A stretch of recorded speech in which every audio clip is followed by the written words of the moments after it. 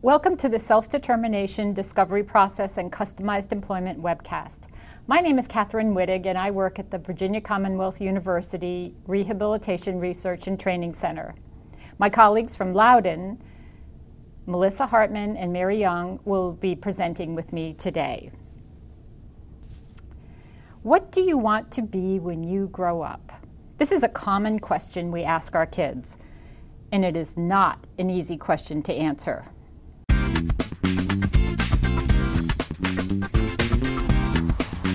What do you want to be when you grow up? I want to be a dentist, a doctor, a model, and a nurse. A scientist. I'm not really sure yet. A football player. You're a football player, and do you have to go to college for that? Yeah.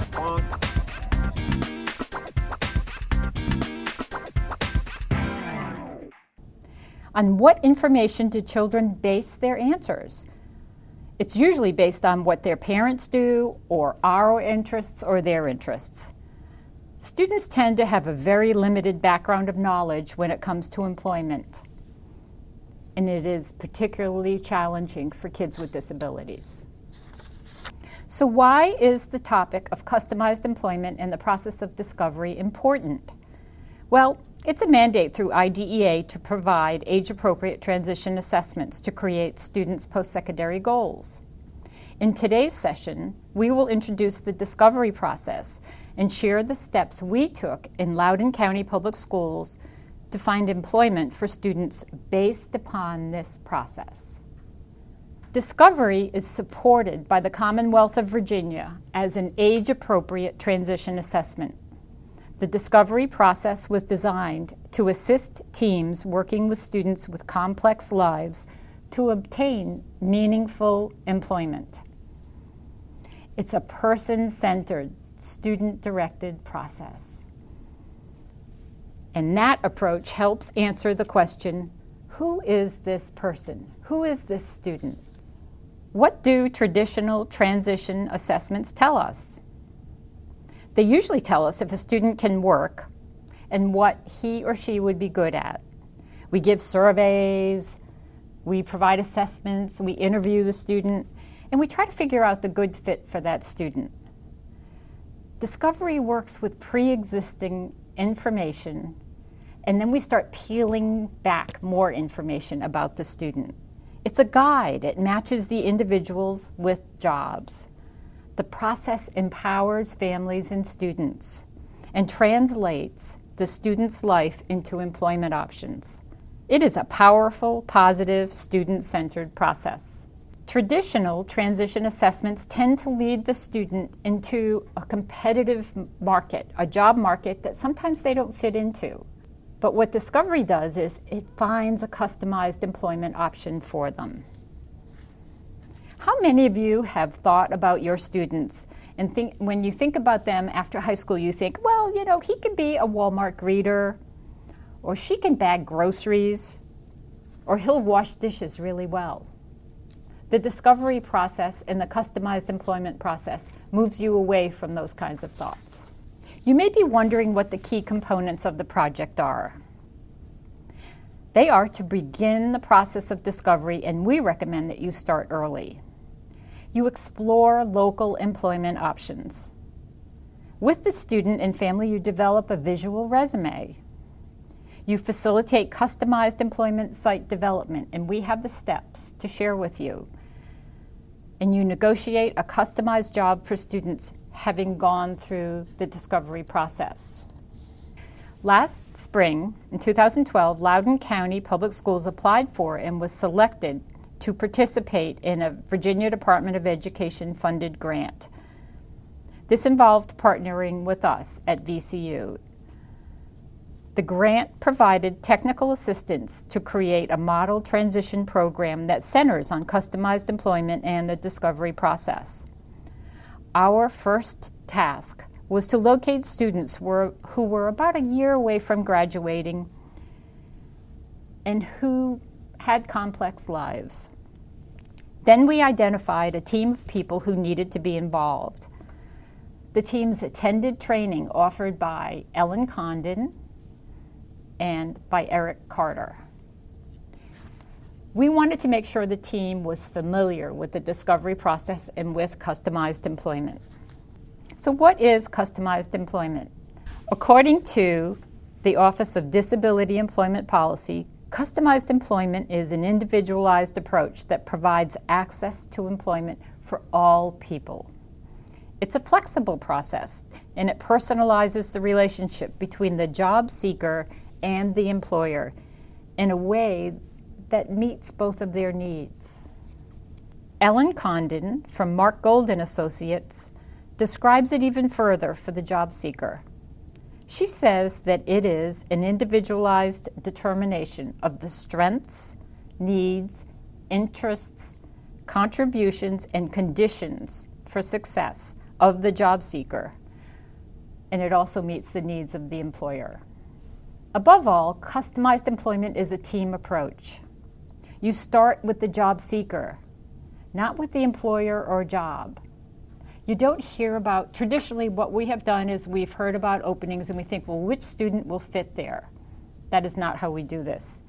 You look at the unique contributions that the student will make to the world of work. You initiate, and this process assumes negotiation. You negotiate with the student and you negotiate with the employer. This process is an option for anyone. When you're customizing a job, it requires that we explore 5 components from the applicant's perspective. You look at the conditions for success, the student's preferences and interests, their contributions to be offered. You look at the tasks that they perform on a daily basis, things that they're good at. And then you make a list of employers to be contacted, not necessarily for that particular applicant, but just to explore options. Now, Mary Young from Loudoun County Public Schools will talk about discovery. We want you to know that you can post any questions that you have on the web board, and we will answer your questions. Thank you, Kathy. So what is this discovery process? What comes to mind when we say discovery? A journey, uncovering and digging deep. It's exciting and challenging, but you're also learning throughout the process. This is Kat, one of the 2 students that we selected to do the discovery process with. This is the initial one-pager that was created with her before discovery began. With Kat, we thought we knew her, but that was based only on knowing her from the school perspective. We needed to validate what we thought we knew about her in a new context.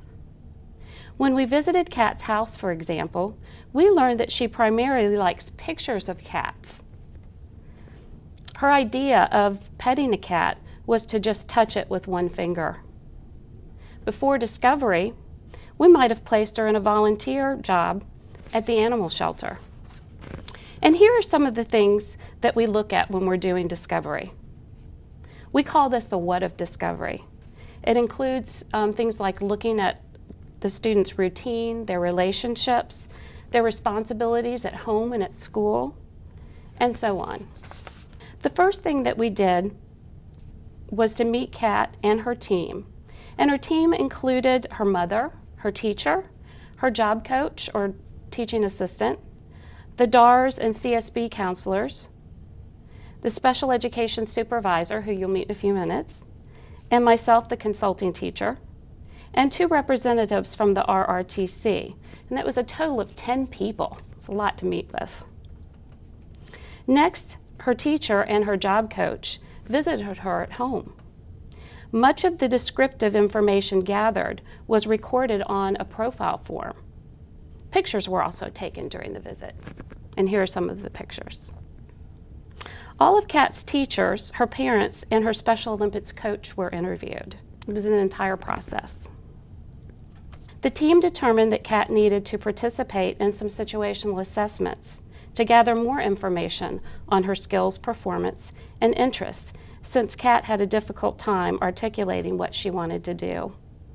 Obtaining this information was particularly helpful, and this is a picture of Kat at one of those situational assessments. Based on all the information that we learned during the discovery process, Kat's one-pager was updated. And you can see here the things that are highlighted in red is what we had on her original one-pager. This additional information was crucial to finding a match for Kat. For example, under Kat's strengths, we expanded the list to include her enjoyment of work, that she is creative, she has excellent organizational skills, is a self-starter, and is a good listener. And now we'll hear from Melissa Hartman.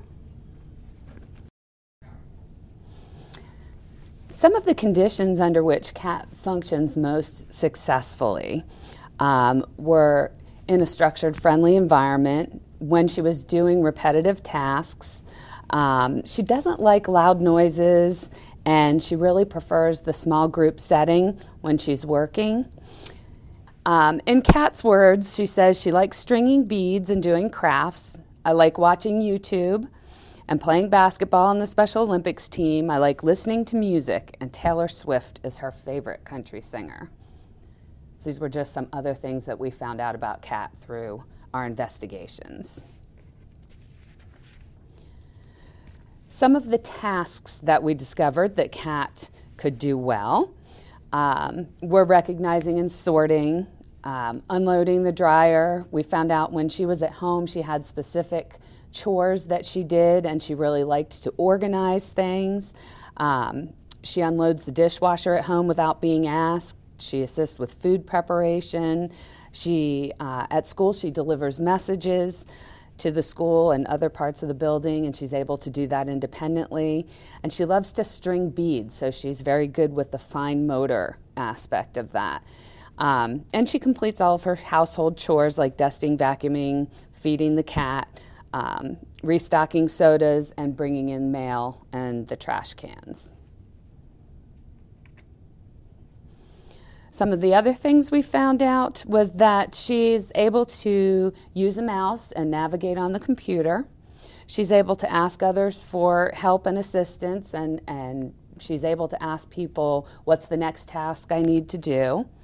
She knows how to take turns in conversation with her coworkers and teachers and peers, and she has really good attendance at school.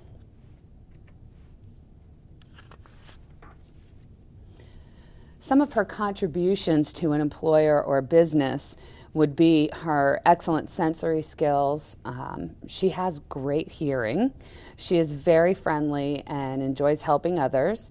She focuses on the details, and she is very quick to recognize if something's out of place. And that goes along with her ability to organize and the fact that she really likes to organize things. As we were going through the discovery process, we used a couple of books from Mark Gold and Associates, and they are available online, and we have the address for you at the end of the presentation. The nice thing about them is that they are inexpensive. One of the books we used was Profiles, Capturing Information from the Discovery Process, and the other book that goes along with this one actually has a CD in it, so you can have all the forms and everything for the discovery process available to you digitally, and that was really nice. We used that while we were going through the process. So at the end of the process, the goal is to have a really nice visual resume, and we're currently in the process of developing that visual resume for Kat. And it enables the job developer or the job seeker to show off the student's talents, skills, experiences, and work tasks without being compared to other applicants or an existing job description. The process draws the employer's focus to this one individual and enables the employer to envision this particular individual within their business. Since most students are out of middle school at this point, we decided to end the content portion of our presentation here.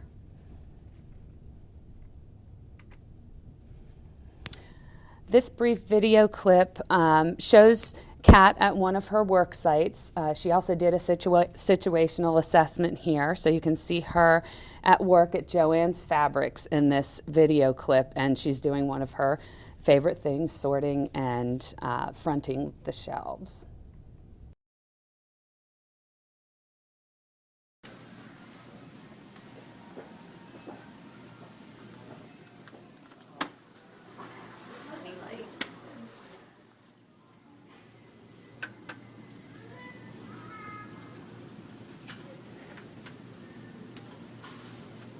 Start working here, October 10th, and you work every Wednesday. how many hours a week do you work on Wednesdays? 3, 4, And how long is your break? Do you get a half-hour break or 15-minute 15 break? minutes of recovering. And what do you do in recovering? Eat stock stuff. What's the favorite part about your job? Working. Yeah. So the next steps for Loudoun County, we're going to continue with this process with the two students that we started with, and we are also expanding the process to the middle school at this point. And we have 3 classes that we're working with, and they're going to do the one-pager and the first step of the profile process for the discovery. And you know, as a result of this project, one of the things Loudoun County is doing is we're utilizing the one-pager for students with disabilities who are moving in between the gap grades. For example, grade 5 to 6, grade 8 to 9, and preschool to kindergarten. So we've required our teachers to do a one-pager to help with the transition process there. And we also have, some of our schools have really gotten on board with the I'm Determined project, and they're currently using the one-pager for student-centered IEP meetings, which is great. Here are the 3 primary resources we have used thus far with the grant and the discovery and customized employment process. In conclusion today, we'd like to thank VCU, RRTC, and VDOE for the opportunity to participate in this grant. We've learned a great deal, and with their support, we have 2 students now that are extremely successful, and hopefully will add to that in the future. Thank you very much for joining us, and if you have any questions, make sure you post them on the web board and we'll get back to you with answers. Thank you.